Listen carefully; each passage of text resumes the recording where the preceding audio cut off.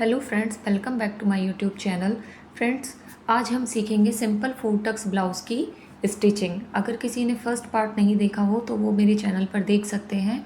First part इसकी cutting का है। तो चलिए आज हम इसकी सिलाई शुरू करते हैं। तो सबसे पहले हम लेंगे स्लीव्स को। स्लीव्स में मैंने बताया था कि इसमें साइड में कपड़ा जोड़ेगा क्योंकि स्लीव्स में कपड़ा कम पड़ गया था। तो हम सबसे पहले अब उस कपड़े को जोड़ लेते हैं जिससे कि हमारी स्लीव्स का कपड़ा थोड़ा बड़ा हो जाए, गोलाई कंप्लीट आए विद मार्जिन। तो स्लीव्स में हम चिड़िया लगाना स्टार्ट करते हैं। जो कपड़ा हम जोड़ते हैं उसको हम चिड़िया भी बोलते हैं।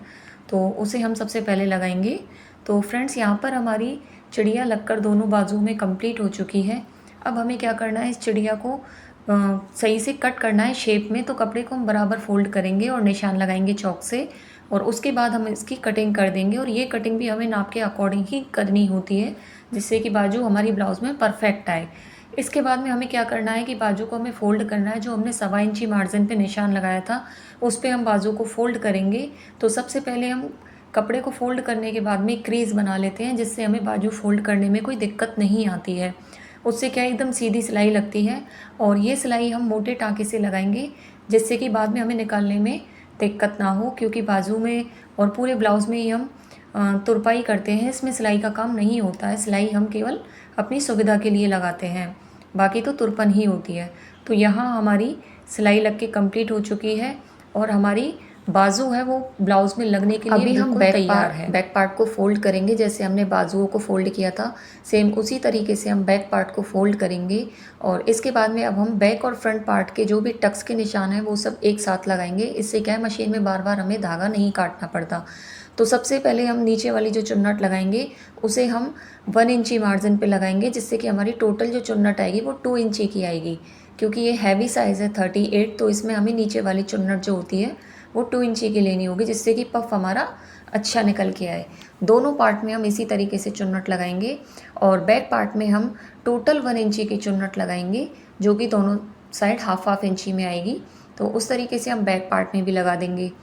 एक चुन्नट हम जो फ्रंट पार्ट में 2 इंची की लगाते हैं तो बाकी सारी चुन्नट हम हाफ हाफ इंची से भी कम मार्जिन पे लगाते हैं।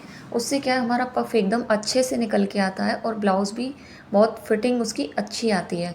तो इसी तरीके से हम सारे ब्लाउज़ में चुन्नटें लगाएंगे। और सबसे ज़्यादा ध्यान हमें आर्म होल वाली चुन्नट पे रखना होता है, क्योंकि आर्म होल वाली चुन्नट अगर हमने उसमें ज़्यादा मार्जिन ले लिया तो हमारी जो ब्लाउज़ की फिटिंग वाली सिलाई है वो कभी भी सीधी नहीं आती है। इसलिए हमें उसमें बहुत ध्यान देना पड़ता है। अगर साइज़ छोटा है तो उसमें हम ज़्यादा मार्जिन ले सकते हैं, बाकी तो हमें हाफ इंची से भी कम बहुत मामूली सा मार्जिन लेना होता है।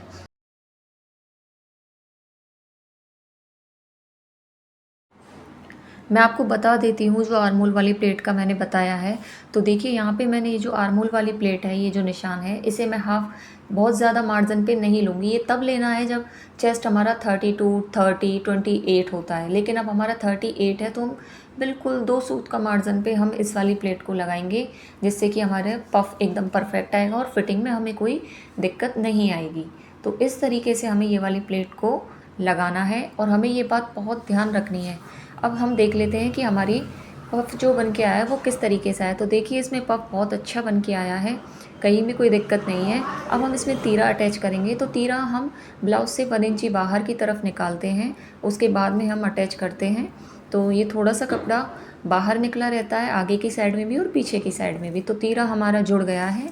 इसके बाद में हम सेकंड पार्ट में भी तीरे को सेम तरीके से जोड़ लेंगे। और उसके बाद में क्या है, जो एक्स्ट्रा कपड़ा हमारा तीरे का जो निकला हुआ होता है उसे हमें कटिंग करके निकालना होता है। तो चलिए अब हम इस कपड़े को भी कटिंग करके निकाल देते हैं। अगर आपका हाथ बैठा हुआ है तो आप डायरेक्ट कैंची से कट कर सकते हैं, वरना आप एक पहले सीधा निशान लगा लीजिए जो कि आपके ब्लाउज़ के निशान के बराबर में होना चाहिए, और इस तरीके से हम उसे कट कर देंगे। दोनों पार्ट्स को पहले हम फिनिश कर लेते हैं, उसके बाद में हम लगाएंगे हुक और आई की पट्टी। तो फ्रेंड्स, हुक की पट्टी लगती है वो सीधे हाथ पे लगती है और आई की पट्टी जो लगती है वो उल्टे हाथ पे लगती है। तो इसके लिए हमने पट्टी कटिंग कर ली है। अब हम सबसे पहले लगाएंगे आई वाली पट्टी। तो आई वाली पट्टी को हम उल्टे साइड वाले पार्ट पे उल्टी तरफ ही लग के लगाते हैं। उल्टी तरफ रखेंगे पहले पट्टी को और फिर हम उसे जॉइंट करेंगे। इससे होता क्या है कि बैक साइड में भी अच्छी फिनिशिंग आ जाती है। और आई वाली पट्टी को हम फ्रंट साइड से ही लगाते हैं और फ्रंट साइड पे पट्टी जो हम लगाएंगे उसे हम डबल फोल्ड करके लगाते हैं। वो आई वाली जो हमने लगाई थी वो सिंगल फोल्ड में लगाई थी और इसे हम पहले से ही डबल फोल्ड करके लगाते हैं। और इस पट्टी की चौड़ाई हम बहुत ज़्यादा नहीं रखते हैं, 1 इंची काफ़ी होती है। और कभी भी पट्टी लगाते समय ध्यान रखें कि पट्टी को हमेशा ऊपर गले की तरफ थोड़ा सा एक्स्ट्रा निकालें, 1 सूत 2 सूत एक्स्ट्रा निकाल के रखें, क्योंकि वो एक्स्ट्रा जो है वो बाद में कटिंग हो जाती है। इसके बाद में अब हम फिर आई पट्टी पे आते हैं। तो इसे हम नाखून से क्रीज़ बना के आगे की साइड में फ़ोल्ड करेंगे। फ़ोल्ड करने के बाद में इसे हमें 1 इंची से थोड़ा सा कम या फिर 1 इंची हम इसे रख सकते हैं। और क्योंकि उससे क्या है, थोड़ा सा गैप नहीं दिखता है ब्लाउज़ में। अगर हम थोड़ी चौड़ी पट्टी रखते हैं तो बहुत ज़्यादा पतली पट्टी में दिक्कत आती है। और इसे हम सेम उसी सिलाई पे फ़ोल्ड करेंगे जहाँ पे हमने पहली सिलाई लगाई थी, जो हमने पट्टी को अटैच किया था। और दूसरी चीज़ ये है कि आई पट्टी में हम कभी भी एक सिलाई नहीं लगाते, इसमें हम डबल सिलाई लगाते हैं। तो वहीं से हमने मशीन को घुमा दिया है और सहारे किनारे किनारे 1 सूत का मार्जिन छोड़ते हुए हम सेकंड सिलाई भी लगा लेंगे। आई वाली पट्टी के मार्जिन को हम बाहर की तरफ में फ़ोल्ड करते हुए एक सिलाई लगा लेंगे। इससे फिनिशिंग अच्छी आती है और हमें ऊपर से कोई सिलाई नहीं लगानी पड़ती, बस खाली हुक वाली पट्टी में तुरपाई करनी पड़ती है। इसके बाद में पहले क्या करते थे, मतलब कि ऊपर से एक सिलाई लगाते थे तो वो सिलाई बहुत अजीब सी लगती थी, अच्छी नहीं लगती थी। इसमें कोई सिलाई नहीं दिखती है, इसलिए इस पर अच्छा लुक आता है। तो इस तरीके से सिलाई लगाने के बाद में अब हम इस ब्लाउज़ को सबसे पहले फ़ोल्ड करेंगे नीचे की तरफ से। तो फ़ोल्ड करने के लिए हम बैक पार्ट लेंगे और बैक पार्ट के शोल्डर से और कमर तक हम नापेंगे। जो भी हमारा साइज़ आ रहा होगा वही निशान हम दोनों फ्रंट्स पार्ट पर लगाएंगे, क्योंकि और वो भी हम शोल्डर से और कमर तक ही लगाएंगे नापने के बाद में। और एकदम एग्जैक्ट हमें निशान लगाना है, जिससे कि हमारा बैक और फ्रंट पार्ट छोटा बड़ा ना हो, क्योंकि इन्हीं छोटी छोटी चीज़ों में ही फिनिशिंग देखी जाती है। सिलाई का मतलब केवल कपड़ा सिलकर तैयार करना नहीं होता है, उसमें फिनिशिंग भी उतनी ही दिखनी चाहिए कि हाँ लगे कि हाँ किसी ने सिला है। तो फिनिशिंग का हमें सबसे ज़्यादा ध्यान रखना होता है। और इस तरीके से हमारे अब निशान लग चुके हैं। सेकंड पार्ट पे भी हम निशान लगा लिया है। अब हमें क्या करना है, इन दोनों को एक के ऊपर एक रख के देखेंगे। हुक वाले हिस्से को आई वाले हिस्से के ऊपर में रख के देखना है और जो एक्स्ट्रा कपड़ा निकल रहा है उसे कटिंग कर देना है पहले।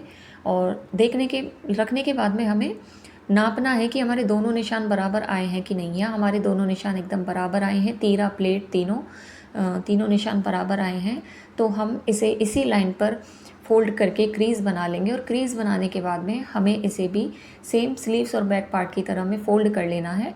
बाद में इसमें भी हम हाथ की तुरपाई करेंगे।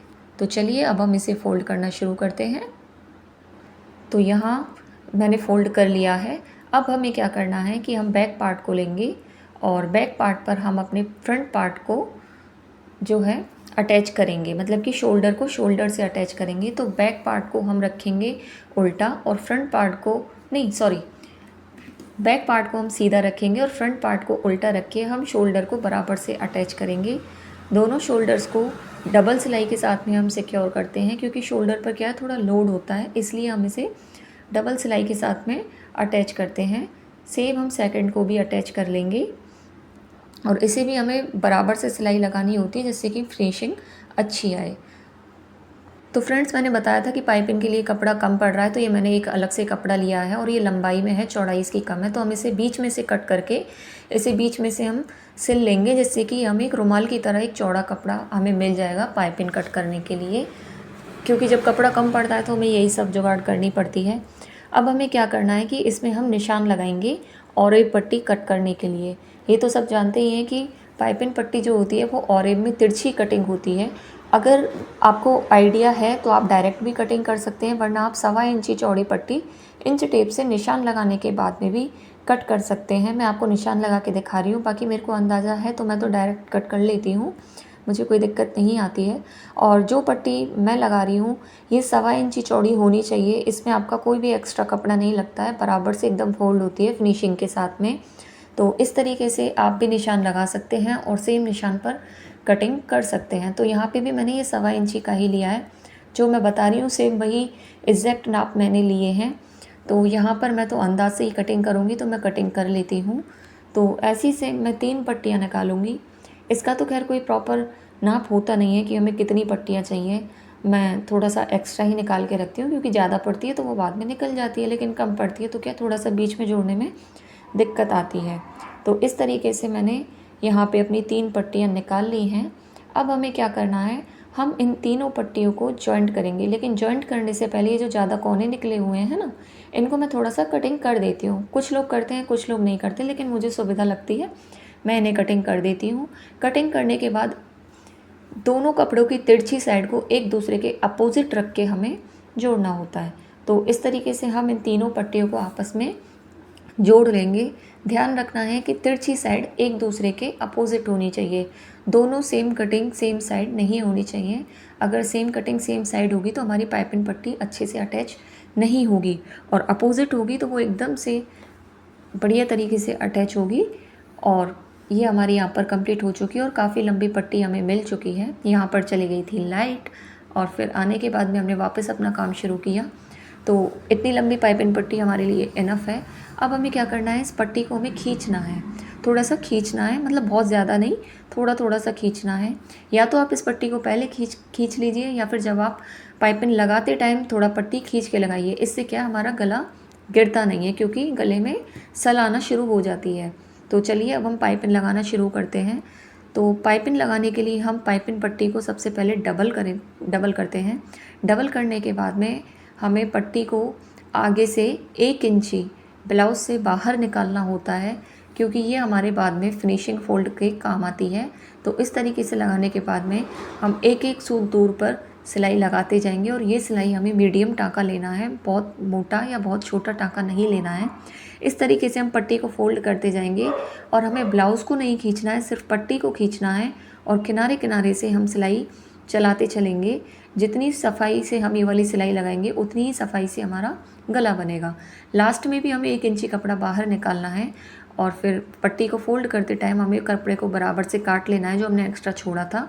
बराबर काटने के बाद में बचे हुए कपड़े को हम अंदर की तरफ को फोल्ड करेंगे।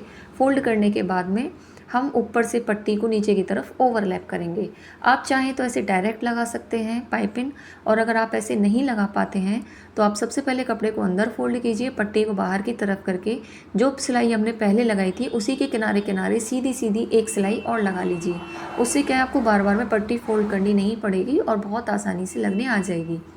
मैं डायरेक्ट लगा देती हूँ, इसलिए मुझे कोई दिक्कत नहीं आती है, तो मैं यहाँ भी डायरेक्ट लगा रही हूँ। अगर आपको सीखना हो तो आप मुझे कमेंट करके बता सकते हैं। तो यहाँ हम पाइपिंग पट्टी को लगाना शुरू कर चुके हैं, और सेम पूरे ब्लाउज़ में हमें एकदम किनारे किनारे पर, पाइपिंग पट्टी के बिल्कुल किनारे पर ही सिलाई लगानी होती है, क्योंकि हमें ध्यान रखना होता है कि वो सिलाई हमें ब्लाउज़ पर ना दिखे। तो यहाँ हमारी पाइपिंग पट्टी लग के कंप्लीट हो चुकी है। इसके बाद में अब देखिए आप गले की फिनिशिंग कितनी अच्छी है। ये बाहर भी कोई एक्स्ट्रा फैब्रिक या धागे आपको निकले हुए इसमें नहीं दिखेंगे, और राउंड शेप में एकदम गला बन के इसका निकलेगा। मैं अभी आपको दिखा देती हूँ। देखिए एकदम से राउंड शेप आई है, और ये गला गिरता भी नहीं है, क्योंकि इस ब्लाउज़ में मैं कोई डोरी नहीं लगाऊंगी, और कस्टमर की मेरे पास कोई कंप्लेंट भी नहीं आती है। तो ये हमारा कंप्लीट होने के बाद में देखिए कितनी सुंदर फिनिशिंग लग रही है इसकी, आगे से भी और पीछे से भी। प्लस पॉइंट ये है कि इसमें हमें तुरपाई, गले पर तुरपाई करने की ज़रूरत नहीं पड़ती है। अब हम ले लेते हैं स्लीव्स, क्योंकि स्लीव्स हम हमेशा पाइपिंग लगाने के बाद ही अटैच करते हैं, उससे क्या गले में झोल नहीं आता है। तो स्लीव्स की कटिंग बहुत लोग पहले ही कर लेते हैं कटिंग करते टाइम, जो हम फ्रंट की गहराई कटिंग करते हैं। मैं ऐसा नहीं करती हूँ। एक आसान तरीका ये है कि जिस साइड की हम स्लीव्स जोड़ रहे हैं उस पार्ट को लेंगे, और उस पर हम स्लीव्स रख के देख लेंगे, और देखेंगे कि कौन सा हिस्सा फ्रंट में आ रहा है। जो हिस्सा फ्रंट में आ रहा है हम उसी की गहराई में, 1/2 इंच की गहराई में कटिंग कर देते हैं। मैं आपको यहाँ पे निशान लगा के दिखा रही हूँ, बाकी आप डायरेक्ट भी कटिंग कर सकते हैं अगर आप थोड़ा बहुत भी जानते हैं तो।